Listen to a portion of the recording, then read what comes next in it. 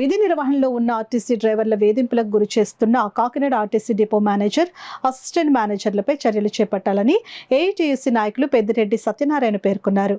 Kakinada RTC depot వద్ద ప్రజా రవాణా ప్రభుత్వ డ్రైవర్ల వెల్ఫేర్ అసోసియేషన్ ఆధ్వర్యంలో ఇటీవల అక్రమంగా సస్పెన్షన్కు గురైన డ్రైవర్లను తక్షణం విధుల్లోకి తీసుకోవాలని చేపట్టిన రిలే నిరాహార దీక్షలు 8వ రోజుకు చేరుకున్నాయి. దీక్షా శిబిరంలో నిరసన చేస్తున్న డ్రైవర్లకు మద్దతుగా పలువురు డ్రైవర్లు దీక్షా శిబిరంలో పాల్గొన్నారు.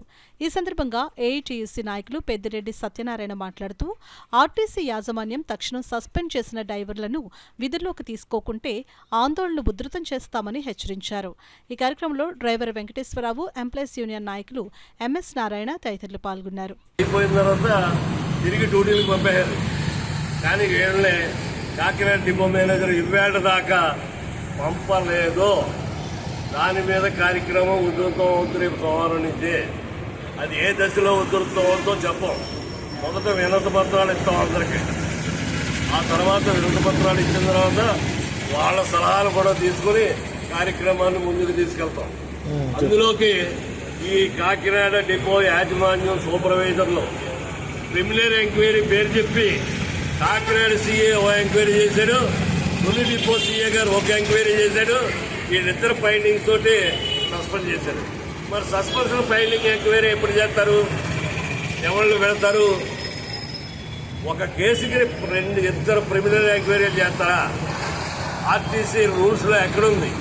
లేకపోతే ప్రజాప్రభుత్వం అయిన తర్వాత MS 70 జీవోలో ఎక్కడుంది? అసలు విచారణ విధానం ఏమీ లేకుండా కాకినాడ డిపో సీఏ ఓ ప్రిలిమినరీ ఎంక్వైరీ, తొలి డిపో సీఏ గారు ఓ ప్రిలిమినరీ ఎంక్వైరీ చేసి వీళ్ళు లా అండ్ ఆర్డర్ ఇంట్రాగేషన్ టైప్లో ఎంక్వైరీ చేశారు. చాలా దారుణమైన విషయం. ఇలాంటి అమానుష్యమైన చర్య ఆర్టీసీలో ఎప్పుడు చూడాల. భయానితకమైన కార్యక్రమం. డ్రైవర్ని వేధింపు చర్యలు చేస్తూ ఉన్నారు, అక్రమ సస్పెన్షన్లు చేస్తూ ఉన్నారు. ఇవన్నీ తక్షణం విడనాడకపోతే రేపు డిప్యూటీ సీఎం పవన్ కళ్యాణ్కి మొత్తం ఈ ఆర్టీసీ అధికారుల చరిత్ర, ఈ ఆర్టీసీ చరిత్ర మైలేజీ అయిపోయిన గత ప్రభుత్వం రెవెన్యూ అంతా ప్రభుత్వానికి పడేసుకుని బస్సులన్నీ డొక్కైపోయి ఆ కారిపోతున్న బస్సులో వీడియోకి ఇచ్చేసిన అభియోగంతో ఆర్ వెంకటేశ్వరుని సస్పెండ్ చేయడం ఎంత దారుణమో ప్రజానికో అధికారులు ఆలోచించాలి.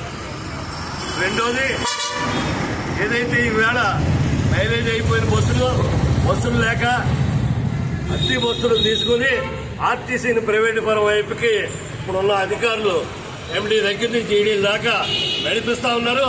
వీళ్ళ సంగతి కూడా రేపు డిప్యూటీ సీఎం దగ్గరికి వెళ్ళి ఇవన్నీ కొత్త ప్రభుత్వం సీఎం గారికి అన్ని విషయాలను తెలియజేసి ఆర్టీసీని కాపాడడానికి కోరడం